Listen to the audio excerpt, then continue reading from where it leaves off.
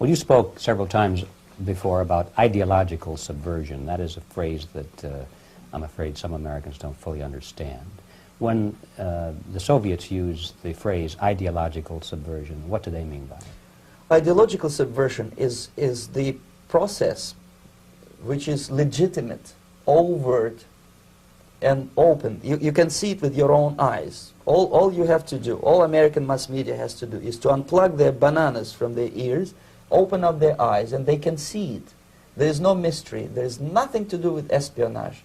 I know that espionage intelligence gathering looks more romantic.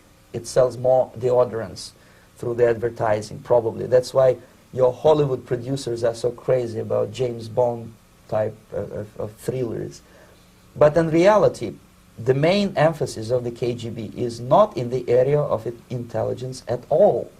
According to my opinion and opinion of many defectors of my caliber, only about 15% of time, money, and manpower is spent on espionage as such. The other 85% is a slow process which we call either ideological subversion or active measures, активные мероприятия in the language of the KGB, or psychological warfare. What it basically means is to change the perception of reality of every American to such an extent that despite of the abundance of information, no one is able to come to sensible conclusions in the interests of defending themselves, their families, their community, and their country. It's a great brainwashing process which goes very slow, and it's divided in 4 basic stages. The first one being demoralization. It takes from 15 to 20 years to demoralize a nation. Why that many years? Because this is the minimum number of years which requires to educate one generation of students in the country of your enemy, exposed to the ideology of the enemy. In other words, Marxism-Leninism ideology is being pumped into the soft heads of at least 3 generations of American students without being challenged or counterbalanced by the basic values of Americanism, American patriotism. The result you can see. Most of the people who graduated in the 60s, dropouts or half-baked intellectuals, are now occupying the positions of power in the government, civil service, business, mass media, educational system. You are stuck with them. You cannot get rid of them. They are contaminated. They are programmed to think and react to certain stimuli in a certain pattern. You cannot change their mind, even if you expose them to authentic information, even if you prove that white is white and black is black, you still cannot change the basic perception and the logic of behavior. In other words, these people, the process of demoralization is complete and irreversible. To get rid society of these people, you need another 20 or 15 years to educate a new generation of patriotically minded and common sense people who would be acting in favor and in the interests of United States society. And yet these people who've been programmed and, as you say, in place, and Yes. who are favorable to an opening with the Soviet concept, these are the very people who would be marked for extermination in this country? Most of them, yes. Simply because the psychological shock when they will see in future what the beautiful society of equality and social justice means in practice, obviously they will revolt.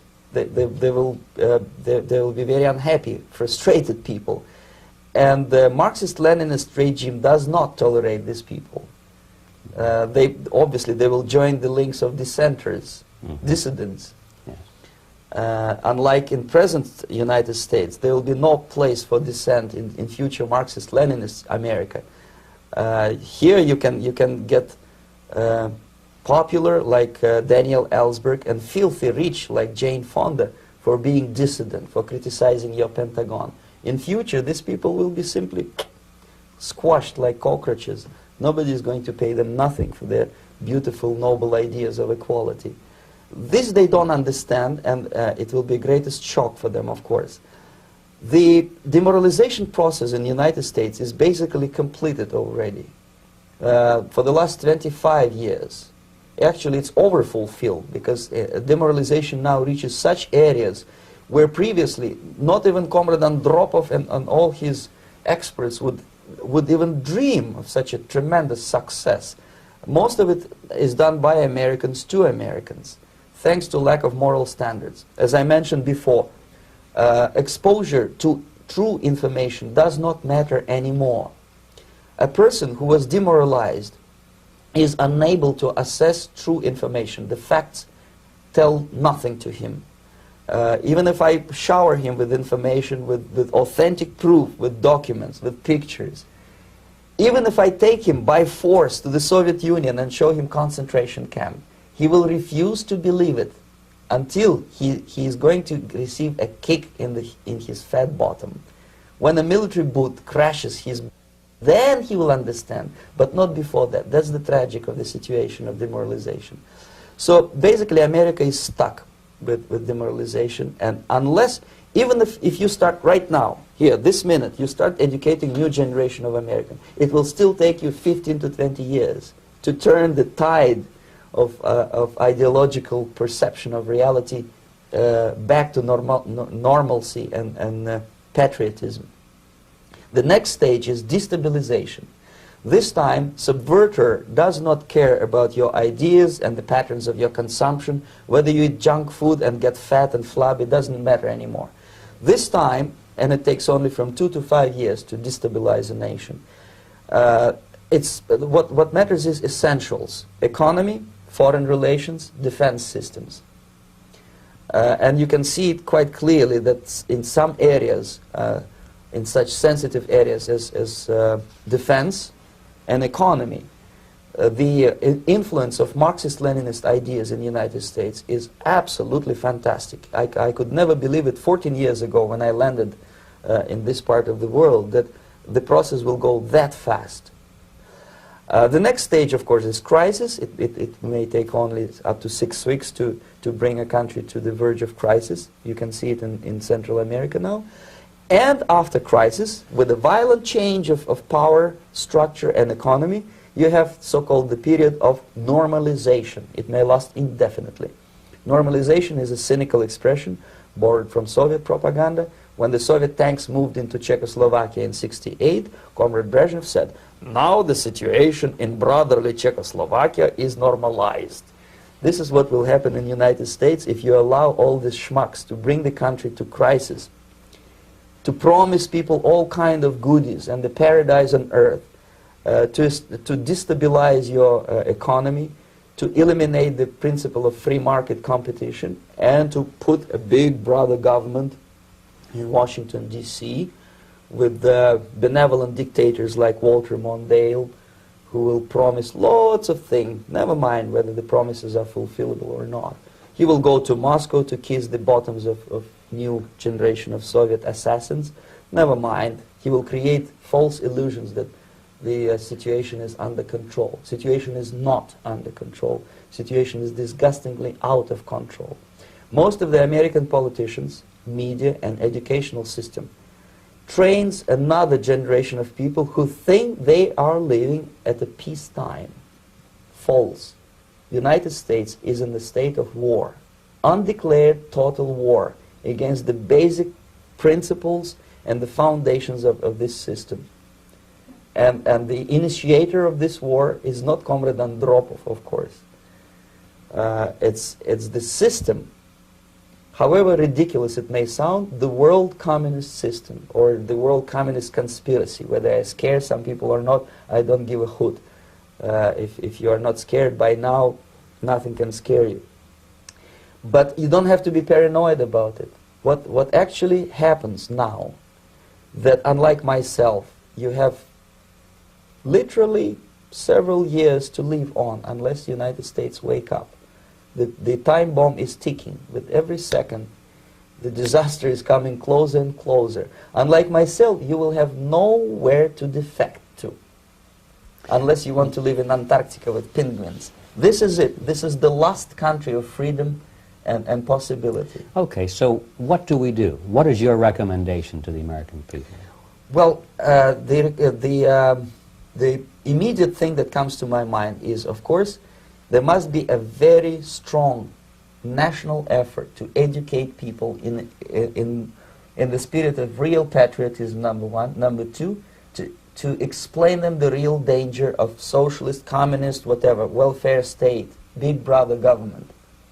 If people will fail to grasp the impending danger of that development, nothing ever can help United States. You may kiss goodbye to your freedom, including freedoms to homosexuals, to prison inmate. All this freedom will vanish, evaporate in 5 seconds, including your precious lives. The second thing, the moment at least part of United States population is convinced that the danger is real, they have to force their government. And I'm not talking about sending letters, signing petitions, and all this beautiful, noble activity. I'm talking about forcing United States government to stop aiding communism. Because there is no other problem more burning and urgent than to stop the Soviet military-industrial complex from destroying whatever is left of the free world. And it is very easy to do. No credits, no technology, no money, no political or diplomatic recognition, and of course no such idiocy as grain deals to USSR. The Soviet people, 270 millions of Soviets, will be eternally thankful to you if you stop aiding a bunch of murderers who sit now in Kremlin and whom President Reagan respectfully calls government. They do not govern anything, least of all such complexity as the Soviet economy. So basic, two very simple, maybe too simplistic answers or solutions, but nevertheless they are the only solutions. Educate yourself, understand what's going on around you. You are not living at the time of peace. You are in a state of war, and you have precious little time to save yourself. You don't have much time, especially if you are talking about young generation. There's not much time left for convulsions to the beautiful disco music. Very soon it will go, just overnight. If we are talking about capitalists or wealthy businessmen, I think they are selling the rope on which they will hang very soon. If they don't stop, if they cannot curb their unsettled desire for profit, and if they keep on trading with the monster of the Soviet communism, they are going to hang very soon. And they will pray to be killed, but unfortunately they will be sent to Alaska probably to manage industry of slaves. It's simplistic. I know it sounds unpleasant. I know Americans don't like to listen to things which are unpleasant. But I have defected not to tell you the stories about such idiocy as microfilm, James Bond type espionage. This is garbage. You don't need any espionage anymore. I have come to talk about survival. It's a question of survival of this system. You may ask me, what is it in for me? Survival, obviously, because unlike, as I said, I am now in your boat. If we sing together, we'll sing beautifully together. There is no other place on this planet to defect to.